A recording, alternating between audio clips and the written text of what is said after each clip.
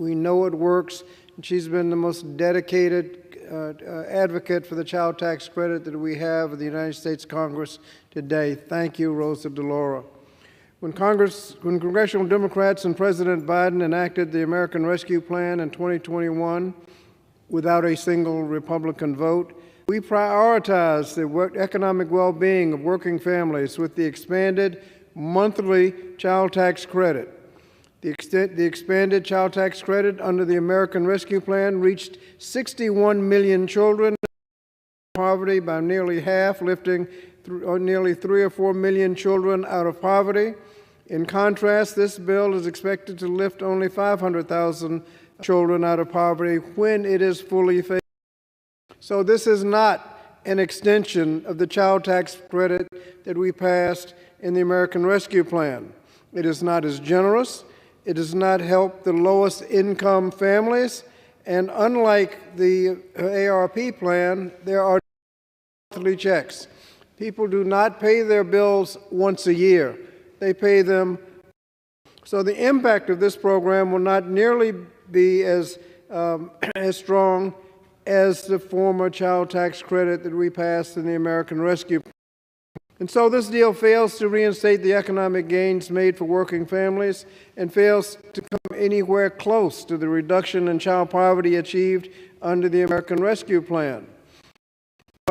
$33 billion in benefits for children, this bill prioritizes $185 billion in tax for corporations that were included in the 2017 Trump tax scam. It is overwhelmingly lopsided in favor of big corporations that are already paying historically low tax as a result of the Trump tax scam. And what's even more egregious is the bill makes the tax breaks for corporations and businesses retroactive and immediate, while not doing the same for working families. This doesn't make sense from either a budgetary or a public policy perspective, and is a bold display of misplaced priority. It is notable that congressional Republicans sanctimonious about the national debt and budget deficits. Earlier this month, Republicans on the House Budget Committee even passed the so-called Fiscal Commission Act because they were seemingly so concerned about the net and claimed to want to do something about it. And yet, they consistently abandon all sense of fiscal responsibility when it comes to enacting corporate tax cuts. In fact, before the bill has even come to the floor, we just passed the tax cut last night costing about $200 billion. That, when fully phased in, it costs about $700 billion over the 10-year period. And so, Mr. Speaker, ultimately I voted no because this fiscally irresponsible tax deal is too lopsided in favor of corporations and special interests while failing to provide equivalent support for working families. Again, I thank Rosa DeLauro for her advocacy for the child tax credit and for families, and I yield back the balance of my time. I thank you, and I thank the gentleman from Virginia, and someone who has been an indefatigable champion for education and for people in this country, and always at the forefront of what makes sense in terms of providing for the economic security of people in this country, and particularly in children, in his work. And he just on the head that this is a question of just such gross inequity that is going to be foisted on our families and our children. And the people who are standing up and talking about the expansion are just fooling themselves about what this bill is about. They need to take a look at who the beneficiaries are. And I just say a thank you to Congressman Scott for his work now and what he's done in the past and what he will continue to do in the future in this body. Thank you so much for being here. And with that, let me yield to the gentlelady from Wisconsin, Congresswoman Gwen Moore, who sits on committee, and in that committee stood, and she'll talk about her amendment, which was defeated on a party line vote, but someone who's never afraid to stand up and to speak out, and she did so last night on this floor in opposition to this lopsided tax deal. Congresswoman Moore was recognized for 5 minutes. Thank you so much for putting together this special order Representative DeLauro, Mr. Speaker. I felt really compelled to come to the floor because 1 minute last night during the tax debate did not seem inadequate to explain why I adamantly opposed the tax bill in its current iteration. Mr. Speaker, Mr. DeLauro, what I have been told is that a half loaf is just better than no loaf at all. The tax bill was a compromise. And that somehow, as a legislative body and as a legislator, we ought to be used to compromising. But I just didn't want to capitulate. I didn't mind compromising, but I didn't want to capitulate. And it wasn't just that we passed this tax bill that supposedly was an improvement for the child tax credit, but we passed $600 billion of tax breaks for businesses, which is the job of the Ways and Means Committee. Mr. I don't know what members of this body have against poor and why are we in some sort of Dickensian reality here? Charles Dickens, where 5-year-olds have to go to work to take care of themselves. So of what is flawed about this so-called improvement in the child tax credit is that it relegates children, their ability to get a income based on their parents' income. So, if you're married and you're a stay-home mom and you make, your husband makes $399,000 a year, I'm happy that we provide you the full credit. Because even at that income level, we ought to recognize the tremendous expense that it is to raise children, and we ought to consider the benefits of providing shelter and good food and good nutrition for children. But why is it that those children in that home are more deserving of a supplement than a child who lives in a household where a parent makes less than $2,000 a year? Why? Why is it that this body perceives that the lowest income children living in those households, that their parents need to put in a greater work effort? Well, I asked the Joint Committee on Taxation to do a little arithmetic for me so that I could understand the thinking behind what my colleagues were saying. They said people need to work. Children need to see their parents going to work before they just get this welfare money and this free money. Well, under current law, if single mom gets out there and gets herself a minimum wage job, doing her part, she's only required under our welfare policy to work 20 hours a week. But if she gets out there and finds herself 2 minimum wage jobs, paying $7.25 an hour, and she goes and does Uber or after she finishes her 2 part-time jobs, then and only then will she be eligible for the tax credit. And I don't know who takes care of her kids while she's working more than 40 hours per week in order to qualify for the child tax credit. I mean, that's just criminal. And as my colleagues have pointed out, in this same tax package, we have corporations that are getting stuff like research expensing, You know, and I think R&D is a legitimate tax break. But some of it, there's research that could hardly be called research. You know, we also provide billions of dollars for bonus depreciation, which is really quite wasteful in our economy for companies to be able to buy new equipment year after year after year, because they can write it off. And while they're able to write off their business expenses, we're writing off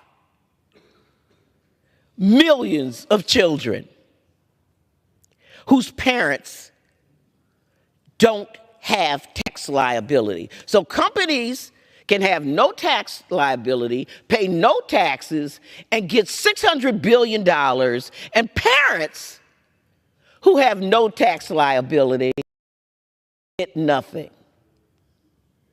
Now, I'm going to yield back to you in a moment, Mr. Laurel, but I would like you to yield to a question before I do.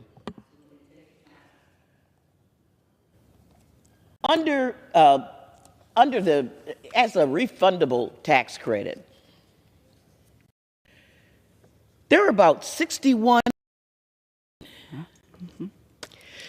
million children who are able to benefit from this provision. And yet, I see through all of the talking points and literature and analyses of this proposal, that we're just supposed to be happy with this half loaf because now 16 million kids and 400,000 more to benefit from this proposal. Is this correct? Let me just mention to you, and first of all, let me say thank you. And the point that you have made and that Congressman Scott made, these tax breaks for the richest corporations, they're immediate. They are immediate. The child tax credit, this has to be phased in over a 3-year period of time. And it is a lower number than they had with the original expanded monthly child tax credit, which was $3,000 for kids between 6 and 17, $3,600 kids who are under 6. So it is a lower credit. And then they phase it in terms of refundability.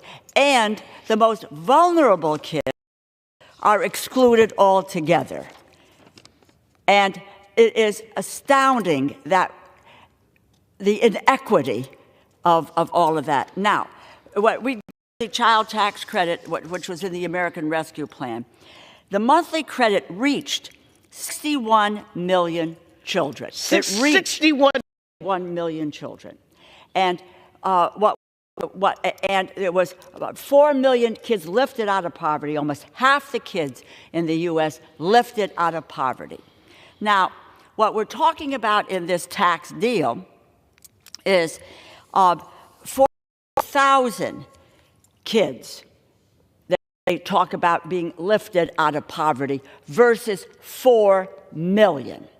And the 16 million that's made reference to is some piece of it at some portion in some time during this phase-in, et cetera, will be the beneficiary of a much lower tax credit. And in addition to that, what people are saying is that we've expanded the child tax credit. Folks out there are going to believe that they're going to be getting what they got in 2021.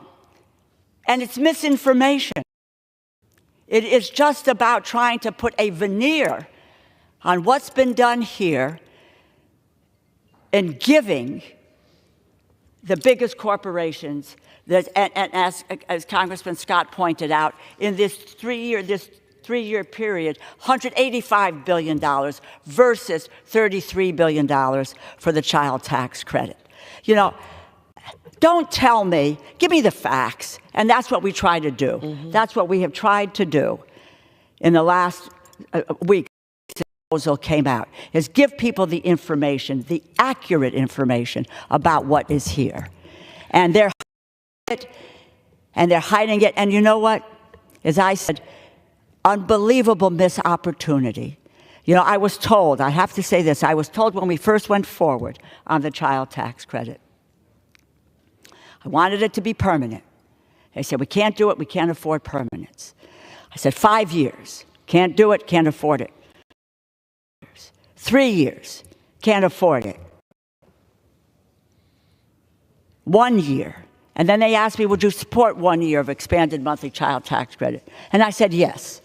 And as I mentioned earlier, the most successful federal program that we have seen coming down the pike that met its mission in lifting kids out of poverty and providing families with economic security, helping them to deal with the cost of living effort. I was also told at that time, Rosa, we do it, it's not going to go away. Yeah. It's not going to go away. It went away. And the first opportunity that we had to restore the child tax credit, we failed. We pushed more fail. kids into poverty. That's right. The kids have gone back into poverty. And it's preventable. As you pointed out, this is preventable poverty. We know the answer, and we have refused to take that answer forward on it. That's what happened here last night. Can I ask you another question? Will the gentlelady continue to yield? As you mentioned, I had a proposal, a compromise. Your amendment, go for it. A compromise, not what I wanted. I wanted a fully refundable tax credit. But I was looking at our current work requirements tax credit. And I said to myself, even though a work requirement really defies the whole purpose of a child supplement, if we were to compromise and have a work requirement, why would someone who, through no fault of their own, finds themselves working for $7.25 an hour, you know, they're subject to rules under our welfare protocols, under our TANF legislation, to work 20 hours when they have young children.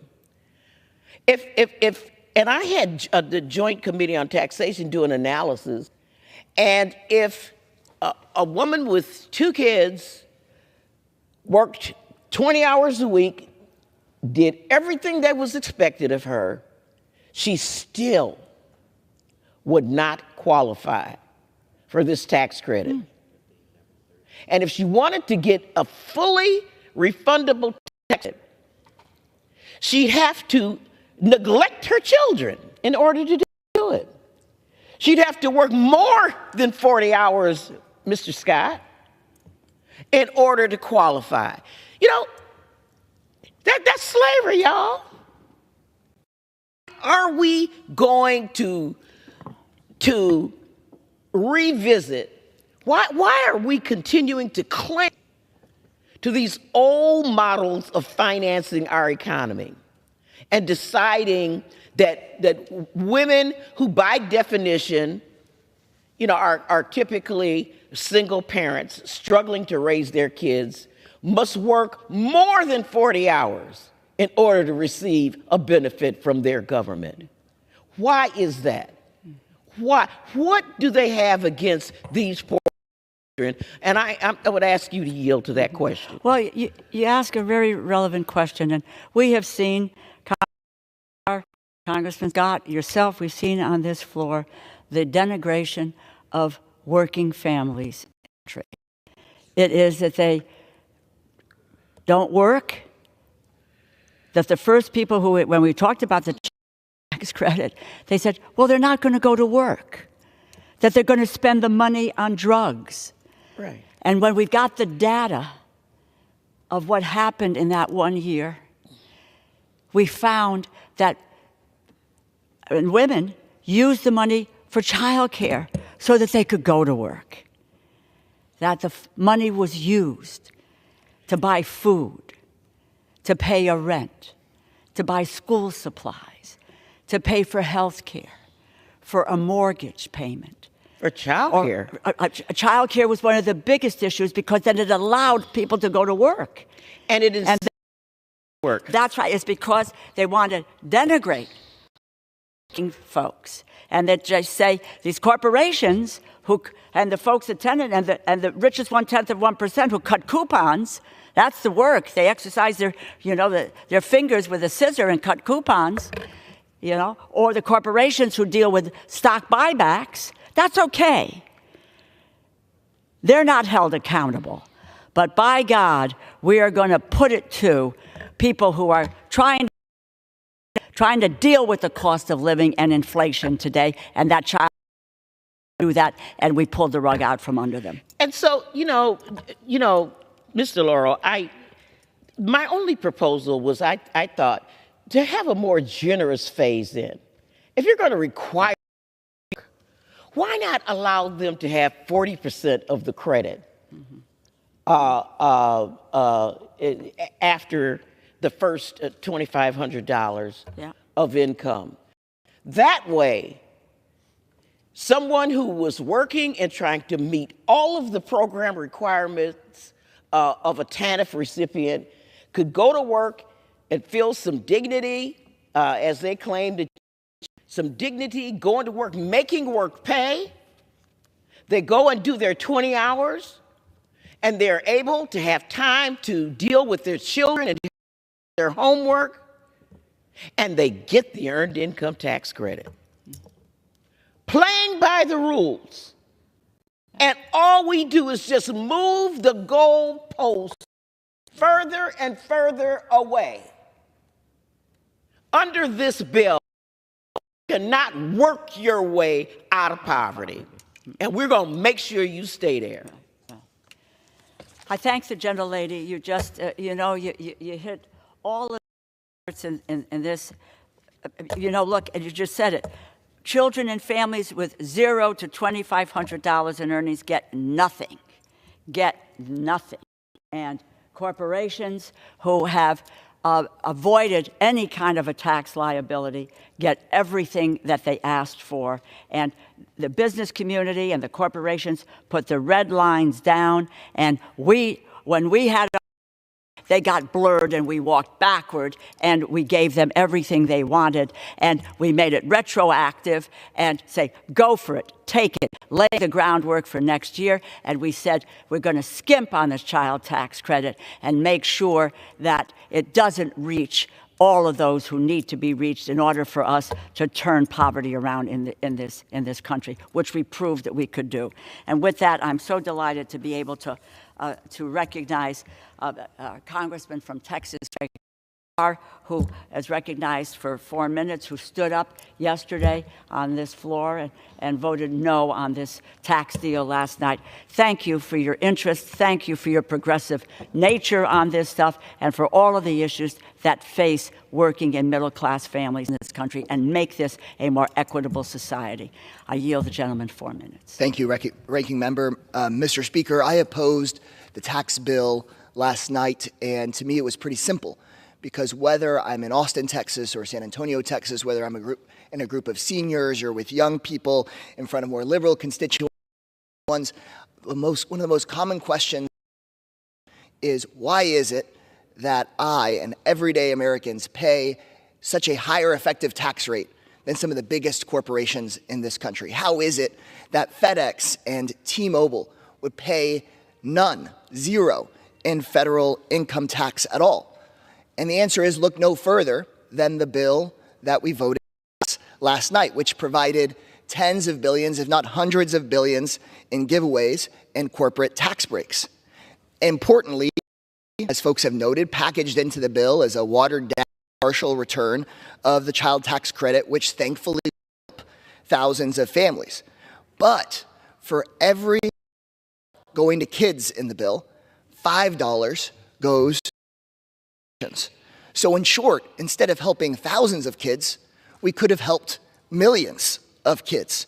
We have the money to pull kids out of poverty, to ensure that people in this country are housed and fed and educated. The money is there. In this case, the money was sitting right there in this bill, just in the wrong people's pockets. We have to be willing to move the money from corporate pockets over to kids and families. We could provide working class and middle class tax cuts. We just have to be willing to fight and negotiate harder the giveaways to billionaires. And ranking member, just like you, I'm open to compromise. But instead of a deal where corporations get $5 for every $1 that kids get, what about a compromise where kids get $5 for every dollar that corporations get? I oppose this bill because we can do so much better. It is such a missed opportunity. We have to be willing to say no to deals that are so lopsided that workers get crumbs while corporate executives get a full steak dinner. Thank you, and I yield back. You've made, said very, very good points. Opportunity. That's the regret in all of this. Again, when I was told that you get it for a year, it's not going to go away. Well, not only did it go away, but it came back as a much down proposal. And what is equally troubling is the number of people who are out there saying that this is an expansion. It really is doublespeak to the American people. It isn't an expansion. It is moving backward. It's and the notion half a loaf is better than none. Something is better than nothing. We cannot afford that kind of a philosophy in going forward. That's not our job. Our job is to advocate for the American people, for those working families, those middle-class families, those vulnerable families, for children. That's what we should do here. And we have that obligation. When corporate profits have skyrocketed, $3 trillion in 2023, how do we, in good conscience, say, amen, you get millions and millions of dollars in a tax break. You're going to get to $600 billion. And we cannot draw that line in the sand and say no. I believe in research and development. We all do. But the inequity that is built into this tax package is stunning. And, to use the words of my colleague from Wisconsin, a capitulation. Amen. It's okay. And that we'll fight another day. No, we had a moment to fight. And we missed that moment. But we are not stopping. We are not. I heard a lot of people last night say, well, we'll get to next year and we'll get that child tax credit to where it was. And it was not just a mental note. I made a list of the folks who talked about getting where we need to be. And time flies. We are going to hold people to their words here. Or that it's not ever going to be permanent. Well, we're going to hold you to that as well. If we're going to make anything permanent, it has to be the child tax credit. It is the antidote to inflation. It allowed families able to achieve economic security that they had not seen in generations because their wages haven't gone up in generations. That's what's on the minds of people, how they are going to economically survive. And we had that opportunity to give them that help. I don't put aside helping 400,000 kids, but we many millions of kids in what we call preventable poverty. If we don't understand what our values are, who we are, why we are privileged to serve in this institution. And we can look at public policy in a way that makes a difference for people. The great Joseph Stiglitz, who is a Nobel laureate in economics, who said, inequality is not because of globalization or modernization, but it is the public policy choices that we make. And last night, this body made a public policy choice to continue the inequality and inequitable advantage that corporations have over their lives, their families' lives, their kids' lives. That's not the direction we're going in. We will continue the fight that we have started here. This now goes to the United States Senate, and let's just see how we can influence the process there. And we will continue until there is a permanent child tax credit. And what is important that comes out of this debate in the last several days is that we have raised the decibel on a child tax credit. It's success, its future, and its future as permanent for this country. And we're going to keep it on that front burner, and we're not going to let it go. And with that, I yield back the balance of my time. I want to say a thank you to Congressman Scott, Congresswoman Gwen Moore, and Congressman Kassar for being here this afternoon. Thank you. Under the Speaker's announced policy of January 9th, 2023, the gentleman from Wisconsin, Mr. Grothman, is recognized for 60 minutes as the designee of the Majority Leader. Wow, we're not going to go that long, but we're going to start off by leading with if the gentleman would suspend, yes, the chair will receive a message. Okay. Mr. Speaker.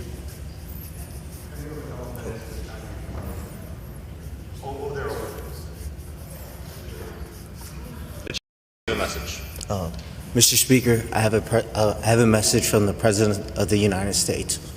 Mr. Speaker. Madam Secretary. I am directed by the President of the United States to deliver to the House of Representatives a message in writing. The gentleman from Wisconsin is recognized.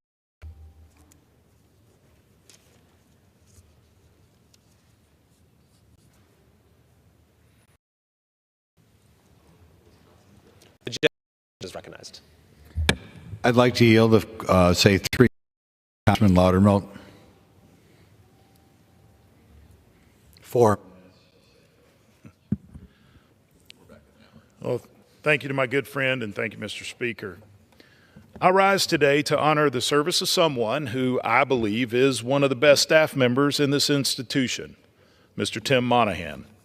I first met Tim a few years ago during his tenure with the Committee on House Administration. And as with me, Tim has left a lasting impression on many here in Congress. Anyone who has ever met Tim probably remembers their first impression of the Gettysburg neighbor who some refer to as a grizzly with a Philly charm. As you get to know Tim, you learn just how steadfast, generous, and kind he really is. He's the kind of person who can handle anything that's thrown his way, whether it be big feelings, awkward moments, and even the most outlandish member requests.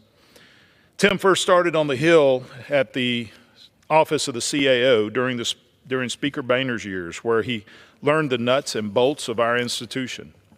Later, serving on the Legislative Branch Appropriations Committee, Tim deepened his institutional relationship while ensuring his work was for the greater benefit of the House. He joined Ranking Member Rodney Davis at the Committee on House Administration at the beginning of the 116th Congress, where his natural leadership skills quickly stood out, and he was soon staff director for the committee. In 2023, Tim took over the House operations for Speaker Kevin McCarthy, where he remained a steady hand during several unprecedented moments, including staying on transitions of Speaker Pro Tem McHenry and now Speaker Mike Johnson. So much could be said about Tim's dedication to our institution and the people working here. I could talk about his role reopening the House post-pandemic, his conflict resolution skills, his role in the first House filibuster, his helping Congressman Davis carry Representative Wright to safety on January 6, 2021, staffing a historic 15 rounds of votes for the Speaker of the House, his mentorship and leadership for the past 15 years, or his deep, resolute patriotism. Tim possesses an honor and respect for the hall of Congress that is admired by many. He gets to know and cares about all of those who work within its walls and works hard to ensure that our Capitol remains a beacon of our constitutional republic. Tim's legacy in the House will be his strong character and his servant leadership. Everyone who knows Tim is better for it. And now, as he prepares to leave the House, our institution, thanks to his service. Tim, we wish you all the best in this next chapter of your life. Hopefully, your departure from the House will allow more time with you, with your lovely wife, Marissa, your baby daughter, Marion, and your puppy, Bella. Some of the staffers you've worked with have had some parting wishes for you.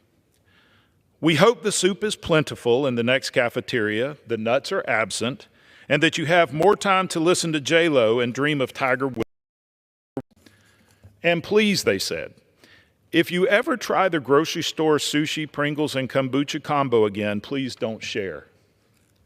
But to me, Tim has been not only a great member of the House staff, but he has been a close, confidant, and a good friend. He's been instrumental in helping me with some of the greatest moments in my tenure as a member of Congress, but he has also helped me through some of the most difficult times. Tim Monahan is the gold standard of this institution, and more should aspire to be like him. We'll miss you. God bless you. And I yield back. Thank you very much.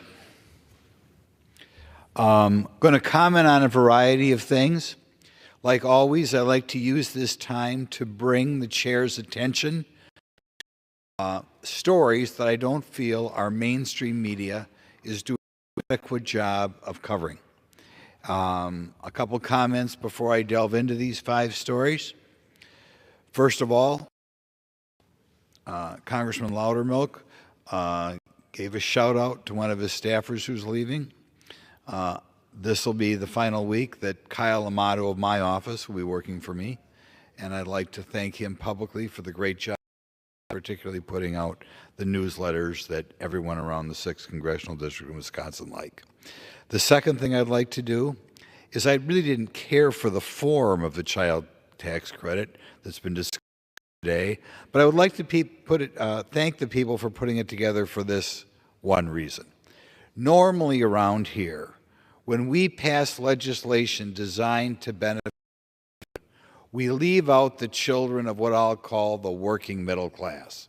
In other words, if you are hardly working at all, certainly if there's not a man in the house, this institution gives more and more benefits to that demographic. But we did something the other day which is almost unheard of. We extended those benefits to the middle class. So while there are certainly problems with the way it's laid out, if you're a married couple making $120 grand a year and have a couple kids, you're going to get the child credits just as you would if you weren't working at all. So small favors, but I'd like to point that out. Now, the first issue that I don't think has been adequately addressed around here is there has been, I think, misinformation spread on the conflict between Israel and Hamas, or Israel and Gaza. And we're supposed to be very sensitive and say Hamas is one group and Gaza is another group. But in fact, Hamas, at least the polls show, is popular in the West Bank and also, of course, popular in Gaza. And in Gaza, they elected Hamas. I think too many people feel it's a historical conflict, and in a way, we heard this from a speech from a prominent earlier today, they're kind of treated as two sides of the same coin. In fact, that is not true, and I'd like to talk a little bit more about the people in Gaza should be so lucky, so grateful, realize how lucky and grateful they are that they are living so close to Israel. There are far too many Americans in general, and congressmen in particular, who define this conflict as between two sides apparently equal or close to equal. In fact, Gaza has been treated incredibly fairly and generously by Israel.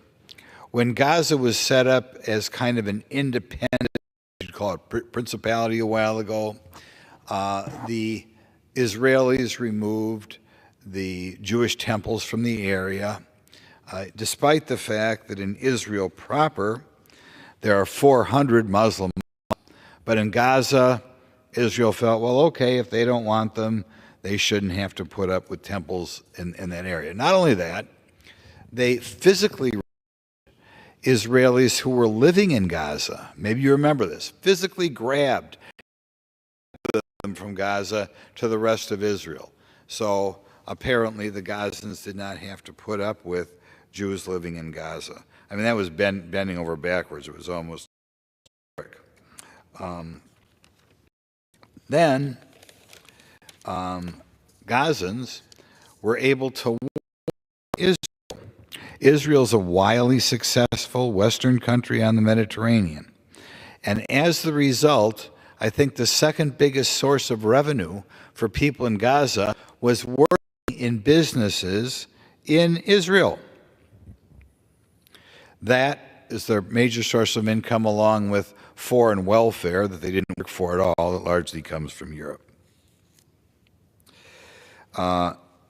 When Gaza was set up as an independent or somewhat independent principality, they were given greenhouses so they could take over those businesses and make money.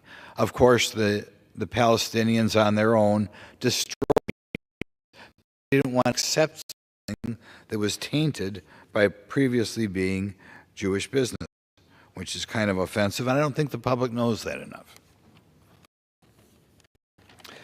Even before the savage attacks in October, and I think one way you can tell whether you are put upon and have things tough or whether you have things easy is other people want to be like you or are people running away from you.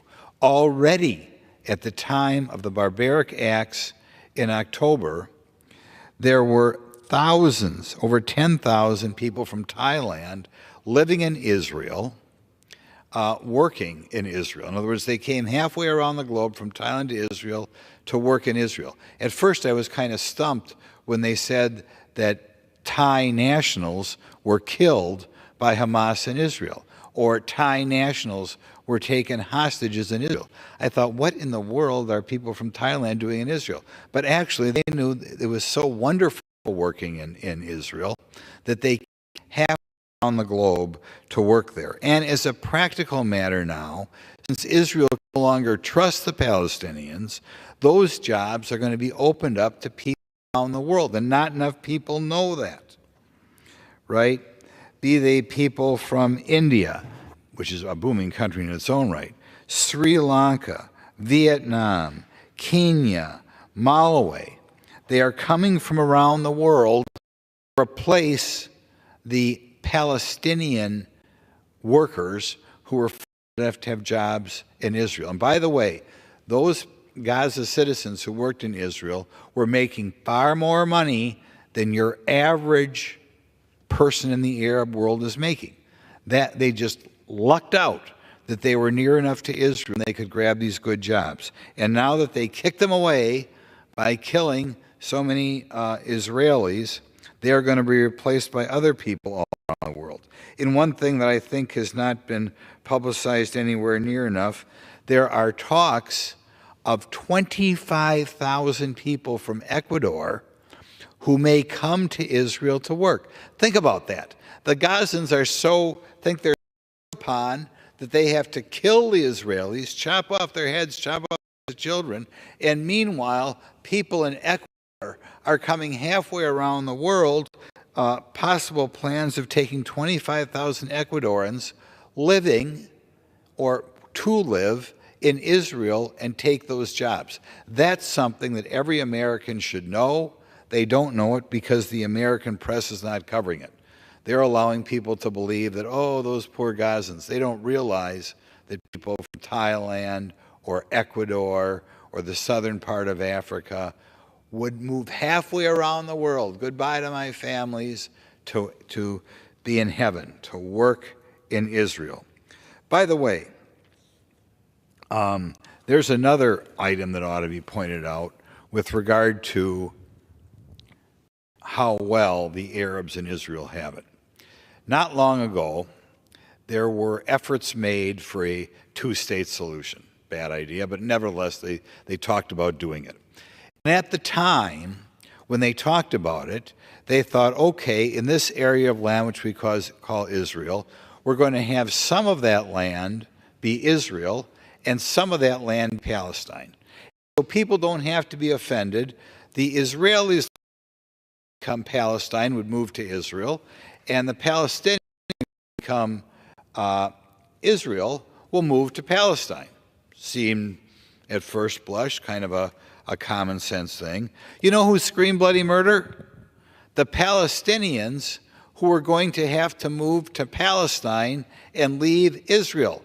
Because when push came to shove, they know that their children would be a lot freer, get a lot better education, and be a lot more economically well off living in Israel than they would in Palestine. Palestine would probably become another state like Gaza, kind of a crooked state in which whatever leadership they vote for takes the foreign aid and keeps it. By the way, some of you older people, I don't know how old the chair is, remember Yasser Arafat, who many years ago was running Gaza. Apparently his ancestors now, they're living in Paris. They don't want to live in Gaza. They're living in Paris, high on the hog, with all the money that Yasser Arafat managed to make off the foreign aid the West was sending to Gaza. So in any event, I would ask the press to report a little bit about these land swaps, even that's kind of an old story, and in a news story, point out all the people from around the world who would like to live in Israel and replace the Palestinians who kicked away the great jobs that they had in Gaza, and particularly pay attention to what's going on in Ecuador and how many people from Ecuador are going to come halfway around the world to be grateful to have the jobs that the Palestinians kicked away who were living in Gaza at this time on the beautiful Mediterranean Sea. Now, the next thing we want to talk about, and I don't think has been adequately addressed, we reported on the tax bill yesterday, and I'm not sure your bill. There were things in the bill and bad things in the bill, as you can imagine, because it was part of negotiations between Republicans and Democrats. As I mentioned, the child tax credits probably have an element of welfare in them, which is bad. On the other hand, they did go to the middle class, and it was one of the few we did out and say, because you're making $60,000 a year, we're going to take them away from you. We're going to punish you for working or punishing to get married. But there was another provision in there that I really disliked, even though I voted for the bill because overall the positives outweighed the negatives. But it's a provision that was only in there because the press corps does not highlight it. And that's low-income housing tax credits. It's a little bit of a boring topic, but I asked the chair to indulge me a little bit. There are a variety of ways in which the federal government, it's none of their business to do it, but in which the federal government tries to provide low-income housing for people. And one is by giving a low-income housing tax credit to property developers of low-income housing. Now, we tweaked that credit for only a 2-year period and only a certain subset of that credit yesterday in the bill. But people ought to, or the press corps ought to talk a little bit about these credits, because I don't think that they would survive the light of day or survive appropriate attention by the mainstream media. My problem with them, in addition to my problem with all federal mucking around in low-income housing, particularly low-income housing that's not for the elderly. For the elderly, I guess I can say positive things about it. For the disabled, I can say positive things about it. But the low-income housing tax credit means that when the federal government gets involved, a huge beneficiary is, quite frankly, well-off property developers. And so you understand what happens when developers take advantage of the low-income housing tax credit. They get credit equal to 9% of the total cost for a 10-year period. Because there's a time of money, it means that when they build low-income housing, the government pays for 70%. In other words, if I'm a well-off property developer, the government gives me 70% of the cost of that building, and I only have to put in 30%. At a minimum, there are, I'm told, places around the country where the state give them further incentives. Obviously, the idea, and I think a lot of these people, by the way, make campaign contributions. I think they're politically well connected, as you can imagine, to take advantage of such a generous credit. But in any event, it is a very complicated thing. You might say, what happens if the property developer does not have income tax to offset with the credit? And what happens is then they sell the credits to somebody else, frequently banks. So we not only have beneficiaries of what is supposed to help with the low-income people go to an incredibly generous subsidy to property developers, but banks are able to use the credit to show the FDIC or whoever, the banking regulators, that they are socially conscious. So they get a little bit of a benefit there as well. There are anecdotes I've heard about this. Oh, and by the way, an accounting firm puts out an explanation of the tax credit. Itself kind of makes your eyes glaze over. People wonder where paperwork comes from. The accounting firm that puts it out devotes 1,400 pages to an explanation for a credit. Even if there are other things you like, you should know if Congress is passing a program that takes 1,400 pages to explain, you know it's a bad program. And I think, by the way, it's complicated on purpose, so you confuse congressmen into voting for it. Because the government, not surprising, is paying for 70% of the cost of that apartment in general costs 30% more than an apartment would if it was built in the private sector without having the government muck around. So right off the bat, a big problem there. I know a property developer in Wisconsin who builds normal apartments, not aimed for low-income housing, not taking advantage of the generous credit. He tells me that the people with the low-income housing credit frequently outbid him for the land because the government's paying for 70% of the cost. Think about that. So if you want somebody to build apartments for the middle class, they can't get the prime location in town because the low-income credit is so generous that the person with the low-income housing will always outbid them. Another thing that happens when the government pays 70% something, you have a nicer apartment, because after 20 years it's no longer low-income, a nicer apartment that people who don't have low-income housing have. And I've heard that complaint. I've heard people looking for new apartments and they find the nicest apartments in town they're not eligible for because they're the low-income housing units, which of course is what happens when the government pays for 70% of the cost of the unit. Not to mention there's the possibility of crookedness there, because if the government is paying 70% of the cost of anything, doesn't it encourage your subcontractors and what to jack up the prices because the government's paying for 70%? Of course it is. Now, this new increase in generosity in the low-income housing credit will expire in 2 years. They were able to get this thing through because naive people thought it was, who first of all thought it was the federal government's business to get involved in all, but nice people felt the low-income housing tax credit benefited low-income people. They didn't realize it was a payoff to well-connected property tax developers. But if the press corps would wake up and write articles about this, it would not survive the next 3 or 4 years. The only reason this program, which I consider to be about the most questionable part of the Internal Revenue Code. The only reason this thing is able to survive is the Spring Press Corps does not report on it. Now, there are a lot of programs on it. I don't like to highlight one nonprofit, but the Cato Institution has a great expose of what this program out there, if you want to find it on the internet.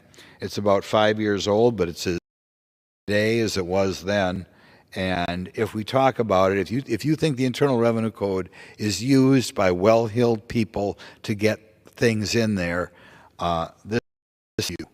And I strongly encourage the press corps to pay attention to the low-income housing tax credits. And like I said, it's a waste of taxpayer money. And worst of all, I'm the type of congressman who tries to look out for the average guy. These are provisions stuck in the Internal Revenue Code to benefit the well-off, the politically well-connected, and just because they put a kind of a nice-sounding title to it, low-income housing tax credit, you think they're looking at the poor. They're looking out for the well-heeled property tax developer. So there's the second thing that our slumbering press corps should pay attention to. I want to talk about is an issue we've talked about many times before, but since I last addressed the chair, we released the figures on the number of people coming across.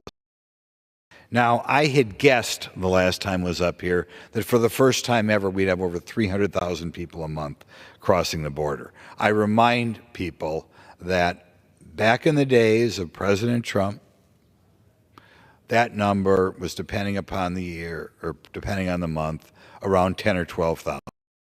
From 10 or 12,000 people border, what we'll call illegally, because I think they're asking for asylum they don't deserve, 10 or 12,000 to 300. This is just shocking. Whenever I look at it, I can't believe it. 370,000. So 30 times as many people crossing into the United States as we did 3 years ago. The American public ought to be absolutely appalled. And we have an administration, Joe Biden, who fumbles around and says, well, I guess maybe we should do something about that. Maybe Congress should meet with me and we should try to do something. The American public should know the fact that we've gone up from 12,000 to 370,000 has nothing to do with Congress. It's the inability of the Biden administration to want to enforce the law. This is something they want by design. They want, instead of 12,000 people coming here illegally every month, they want 370,000. And if they went back to the policies of President Trump, we are told just to stay in Mexico's situation, we would reduce this number by 85%. Now, it'd still be over 50,000. We still have more work to do. It'd still be a disaster. But he could just, by the signing of a piece of paper, he could knock that 370,000 figure back down to 40 or 50,000. Pointing out other things that are going on that are the mainstream media is not doing a very good job on. In the 370,000, there were about, one more time, about 12,000 unaccompanied minors. Now, there's another thing that's gone up exponentially under this administration, and the mainstream media purports to care when families are separated. I'll tell you, when you have 12,000 people cross the border without the parents, that's family separation. Those kids should be turned around and sent back to their parents or contact their parents. Now, we don't do anything like that at all. If the child shows up and they've got a piece of paper on their T-shirt that says, deliver me to Uncle Joe in Portland, Oregon, we buy them the plane, deliver them to Uncle Joe. We don't do DNA testing if it really even is Uncle Joe. It's a recipe for human trafficking when people want to take advantage of young children, but the press allows it to happen. Biden, they screamed about separation when it was only a very temporary thing for a very small number of kids. Now you have 10, 11, 12,000 kids a month. No big deal. We don't talk about it. The next thing to remember is that even once these kids are placed with sponsors, the Biden administration does not follow up to see where they are. And estimates vary, but somehow, I think somewhere between 30 and 80,000 kids, we've lost track. We let 15, 14, 12-year-olds in the country, and after a few months, we don't even know where they are. So I would strongly encourage the press corps to report on the volume of people who came here in December. Even I, who am as opposed to the Biden administration as anybody, I was expecting that number to come in 310,000, 320,000. 300,000. They blew away the old record by by about 50,000, more than I ever would have dreamed. And we have to remember, in addition to all the people coming into our country, changing our country, committing crimes in our country, in addition to that, we have a situation. They are bringing drugs in the country. And we have to remember that over 100,000 of our citizens are dying every year from illegal drug overdoses. You would think anybody who cared about this 100,000, I know there's some hard-hearted people, they took the drugs themselves, we don't care. Apparently the Biden administration is in that category because they aren't doing much to stop it. But you would think any normal president, just to save the 100,000 lives and prevent coming to the country, would close the border on that alone. But the press, again, does not report it. I was old enough to remember the Vietnam War. In 12 years in the Vietnam War, 57,000 American troops died.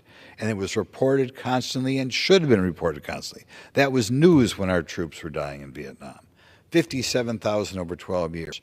Now we have 108,000 every year dying from illegal drug overdoses. It happens in county after county, and it's like swept under the rug because the mainstream media doesn't want to embarrass the Biden administration, so we don't talk about 108,000 people a year dying.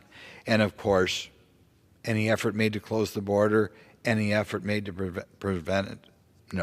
No effort made to prevent it. It's a story that every local newspaper in the country, they're easy to find, they ought to be reporting not only the number for America as a whole, they ought to be pointing out how many people died, say, in Wisconsin or wherever their state the paper is in.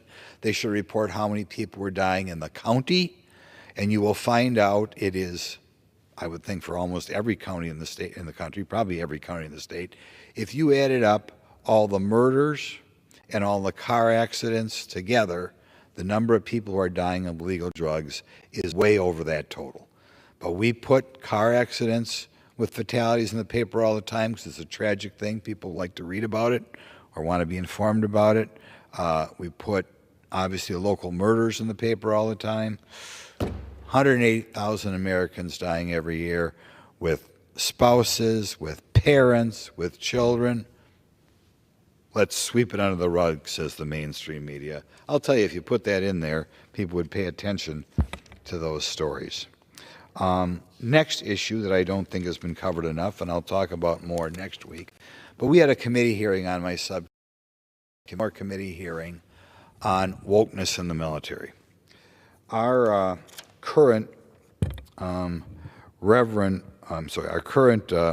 General Brown, who was previously head of the Air Force and now head of the Joint Chiefs of Staff, prior to coming in the Joint Chiefs of Staff, he said that he wanted to reduce the number of officers in the military from 67% white men down to 43% white men. I walk around my district and I ask average people, I said, do you know the most important member of the military in the country has said his public goal is to reduce the number of white officers in the military from 67% to 43%? Almost nobody knows. The rest of the people are shocked. I told this to a Vietnam veteran who fought in Vietnam. I thought he was going to break down and cry right when he found out what was happening to our military. They have taken the single most important agency in the United States like it's some stupid community college, where it doesn't matter who we promote, where we don't have to pay attention to merit. Who cares? I can go to a cocktail party and brag about how many Hispanics or how many Asians or how many Native Americans are in the military. I no longer brag about how good my military is, how strong it is. I brag about how diverse it is. The press does not know what's going on here. And in my committee, there were inferences that we also were playing games with who gets into our military academies, West Point, Air Force Academy, Annapolis. Implication, and I nominate for those people like all Congress would do every year, but they're putting thumb on the scale as to who gets into these. It's just offensive. It's mirrored what goes on in other parts of the country. They pay people $190,000 a year to be diversity experts, to say, oh, this person is registered as this person's registered as that. I believe when they do it like they do in the private sector and have been doing this for 50 years. You self-identify, so we keep this fiction going that if you're 1/4 Peruvian, that you're a protected minority, you bring a diverse view of the world. I don't know why, if somebody has a grandmother who's Peruvian and grew up in Silver Spring, Maryland, you have a unique view of the world, and it's important to give you preferences to get promotion in the military, but that's apparently how we're operating right now. But in any event, all of the American public should be aware of that. If our military is not #1 in the world, we're going to be in big trouble, baby. One of the only reasons why we are #1 in the world is because we do have the strongest military of the world. And to begin to say our promotion should no longer be based on merit, but should be looking around and finding somebody from, I don't know, South Africa or whatever, is preposterous. Now, I'll remind the chair one more time that we're adding a new minority group to be given preferences to right now. President Biden wants North Africans and Middle Eastern, draw a line from Morocco all the way to Iran. He wants them considered a special group who is in need of protection as well. So this will mean that if somebody immigrates here from, say, Egypt, Biden gets what he wants, they will also be considered a special case and need a special protection and being given preference over the native-born.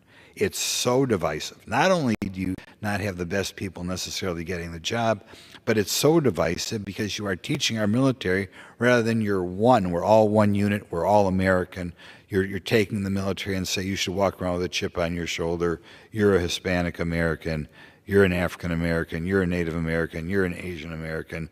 You're a Middle Eastern American.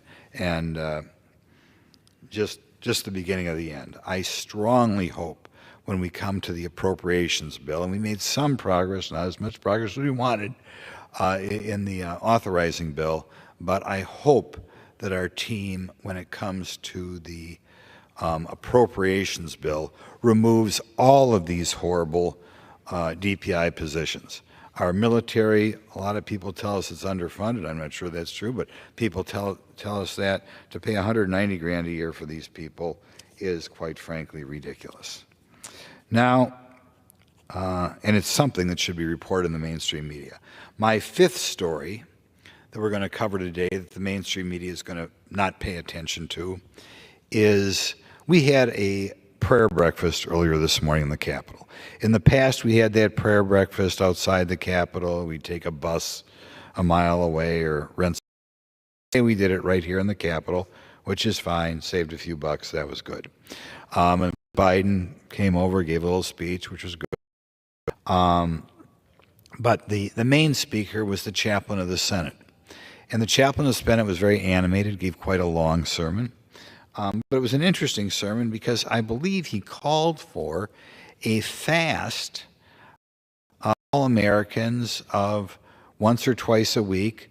It wasn't a full fast. I think you could drink water. The fast would end every day at 3 o'clock. But nevertheless, I thought it was that Reverend Black from the U.S. Senate, who claimed there are a lot of senators or members of the Senate, I think maybe he was mentioning staff too, who fasted frequently. And of course, he quoted several Bible verses in both the Old and New Testament in which the Israelis fasted, the left were going to fast. I thought it was interesting that we had a student of the Bible, that the chaplain of the Senate, who's been here since 2003, was calling for fasts. I think that should be in your local newspaper if you want to know what's going on around here. I mean, it was a prayer breakfast. A significant number of U.S. senators and congressmen attended. The President of the United States attended. Wouldn't you think they'd cover it? If I look in the mainstream newspapers tomorrow, the New York Times, blah, blah, blah, the Milwaukee Journal in my area, they will not cover the fact that the longtime chaplain in the U.S. Senate called for a fast. So those are 5 stories that have been underreported. Ask if there are any members of the mainstream media that they see whether their newspapers cover them, and if the stories are even a little bit old, doesn't mean it shouldn't be in there. To me, if you're a mainstream newspaper, a citizen who reads you every day should be informed. And every one of these 5 issues, I think somebody who reads the Washington Post, the Philadelphia Inquirer, if that's still around, the Milwaukee Journal, would not know these 5 issues. I'm going to go through them again. The degree to which people all around the world are looking to replace these Palestinians as far as doing work in Israel, the horribleness, the waste of the low-income housing tax credits, which would not survive the mainstream media paying attention to it, what's going on at the border, the degree to which in December we just blew away any totals of people coming across here, and the degree that we have to do something, the wokeness in military, that's the 4th issue, the degree to which the current head of the Joint Chiefs overtly is saying that he does not want the best people running the military if they happen to be white, and that the chaplain of the Senate was such a Bible-believing guy that he called on the congressmen and senators who are there today to begin to fast, and he told us that a lot of the are already fasting. So I'd like to thank the chair for indulging me, and I would like to yield back, I guess. That's it? Change in plan? The chair lays before the House a message. To the Congress of the United States. Pursuant to the International Emergency Economic Powers Act, 50 United States Code 1701 et sec, IEEPA, the National Emergencies Act, 50 United States Code 1601 et sec, Section 212F and Section 215A of the Immigration and Nationality Act of 1952, 8 United States Code 1182F, and 8 United States Code 1185A, and Section 301 of Title III United States Code, I hereby report that I have issued an executive order declaring a national emergency to deal with the threat posed by the situation in the West Bank, including in particular high levels of extremist settler violence, forced displacement of people and villages, and destruction. Such actions constitute a serious threat to the peace, security, and stability of the West Bank and Gaza, Israel, and the broader Middle East region, and undermine the foreign policy and national security objectives of the United States. I find that these actions constitute an unusual and extraordinary threat to the national security and foreign policy of the United States, and I have declared a national emergency to deal with that threat. The order authorized the blocking of property and interests in property of any foreign person determined by the Secretary of State in consultation with the Secretary of the Treasury, or the Secretary of the Treasury in consultation with the Secretary of State. I, responsible for or complicit in, or to have directly or indirectly engaged or attempted to engage in, actions including directing, enacting, implementing, enforcing, or failing to enforce policies that threaten the peace, security, or stability of the West Bank. I, to be responsible for or complicit in, or to have directly or indirectly engaged or attempted to engage in, planning, ordering, otherwise directing, or participating, including acts of violence or threats of violence targeting civilians, efforts to place civilians in reasonable fear of violence, property destruction, or seizure or disposition of property by private actors affecting the West Bank. III, leader of or official of certain entities that have engaged in or whose members have engaged in such activities. IV, to have materially assisted, sponsored, or provided financial, material, or technological support for, or goods or services to, or in support of any person blocked pursuant to the order. Or V, to be owned or controlled by, or ordered to act for or on behalf of, directly or indirectly, any person blocked pursuant to the order.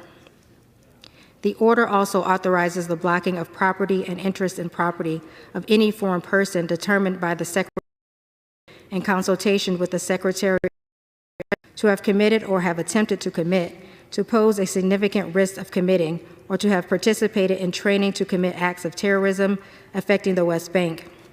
In addition, the order suspends the entry into the United States of any non-citizen determined to meet one or more of the above criteria.